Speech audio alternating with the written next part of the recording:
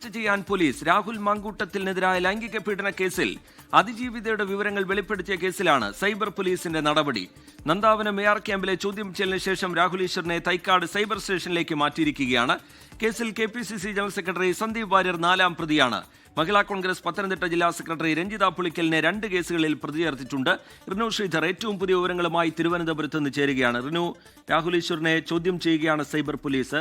AR ക്യാമ്പിലെ ചോദ്യം ചെയ്യൽ നടപടികൾ ഏതാണ്ട് 2.5 മണിക്കൂറിനടുത്ത് നീണ്ടു. അതിനുശേഷം ഇപ്പോൾ രാഹുൽ ഈശ്വറിനെ എങ്ങോട്ടാണ് കൊണ്ടുപോയിരിക്കുന്നത്? അറസ്റ്റ് ചെയ്യുക എന്ന നടപടിയിലേക്ക് കടക്കുകയാണോ പോലീസ്? റിനു,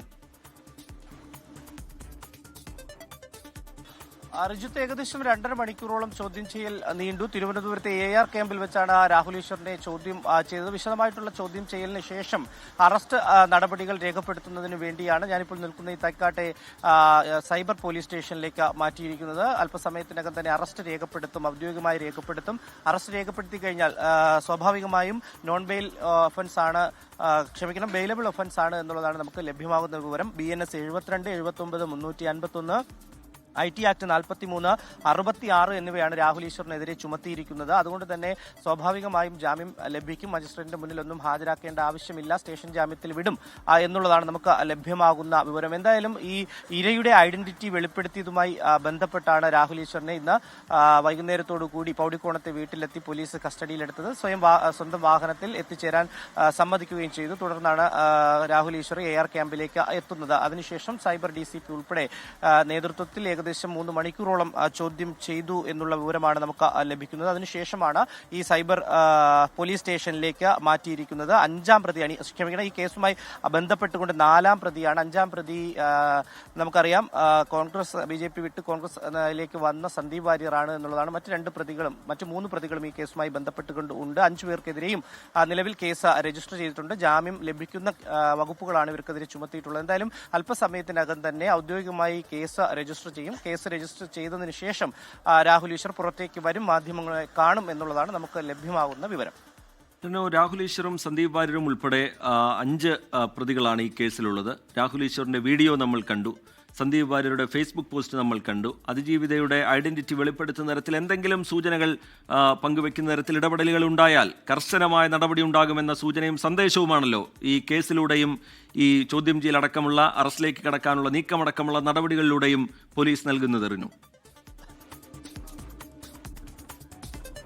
തീർച്ചയായും, അതായത് കേസിൽ 4ാം പ്രതി സന്ദീപ് വാര്യറാണ്. രാഹുൽ ഈശ്വർ 5ാം പ്രതിയാണ് രാഹുൽ ഈശ്വർ. 1ാം പ്രതി രഞ്ജിത പുളിക്കലാണ്. 2ാം പ്രതി അഡ്വക്കേറ്റ് ദീപ ജോസഫ്. ഇങ്ങനെയാണ് പ്രതിപട്ടിക. 5 പേർക്കെതിരെയാണ് നിലവിൽ കേസ് രജിസ്റ്റർ ചെയ്തിട്ടുള്ളത്. ഈ രാഹുൽ ഈശ്വറിന്റെ മൊബൈലും ലാപ്ടോപ്പ് അടക്കം സൈബർ പോലീസ് ചോദ്യം ചെയ്തതുമായി ബന്ധപ്പെട്ടുകൊണ്ട് കസ്റ്റഡിയിലെടുത്തു എന്നുള്ള വിവരവും ലഭിക്കുന്നു. ലാപ്ടോപ്പിൽ നിന്നാണ് വീഡിയോ അപ്ലോഡ് ചെയ്തതെന്നായിരുന്നു ആദ്യമായി രാഹുൽ ഈശ്വർ പറഞ്ഞത് പോലീസിനോട്.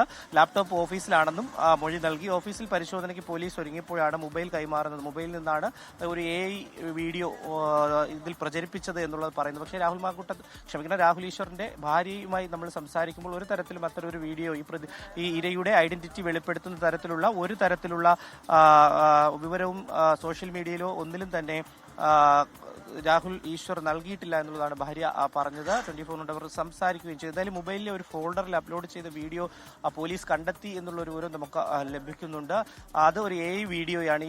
ഈ ഇരയെ ഐഡന്റിറ്റി വെളിപ്പെടുത്തി എന്ന ആരോപണം ഉയരുന്ന ഒരു AI വീഡിയോയാണ് എന്നുള്ളതാണ് നമുക്ക് ലഭ്യമാകുന്ന വിവരം. എന്തായാലും നിലവിൽ ഇപ്പോൾ ചോദ്യം ചെയ്യൽ പുരോഗമിക്കുകയാണ് എന്ന് നമുക്ക് പറയാൻ കഴിയും. കാരണം ചോദ്യം ചെയ്യൽ ഒരു സ്ഥലത്ത് നിന്ന് പൂർത്തിയാക്കിയതിനു ശേഷം വിശദമായിട്ടുള്ള മൊഴി രേഖപ്പെടുത്തി അറസ്റ്റ് രേഖപ്പെടുത്തുന്നതിന് വേണ്ടിയാണ് ഇപ്പോൾ ഈ പോലീസ് സൈബർ സ്റ്റേഷനിലേക്ക് എത്തിച്ചിരിക്കുന്നത്. അല്പസമയത്തിനകം തന്നെ അദ്ദേഹത്തിന്റെ ഔദ്യോഗികമായിട്ടുള്ള കേസ് രജിസ്റ്റർ ചെയ്യൽ നടപടികൾ പൂർത്തിയാക്കിയതിനു ശേഷം ഈ പരാതി നൽകിയതിന് പിന്നാലെ പോലീസ് കേസെടുത്തതിന് പിന്നാലെ അതിഭീകരമായ സൈബർ ആക്രമണം ഈ അതിജീവിത നേരിടുന്നുണ്ട്. പല കോണുകളിൽ നിന്നായി ഈ സമൂഹ മാധ്യമ അക്കൗണ്ടുകൾ വഴി പല കോൺഗ്രസ് പ്രവർത്തകർ വഴിയുമൊക്കെ അത് തുടരുന്ന നിലയുണ്ട്.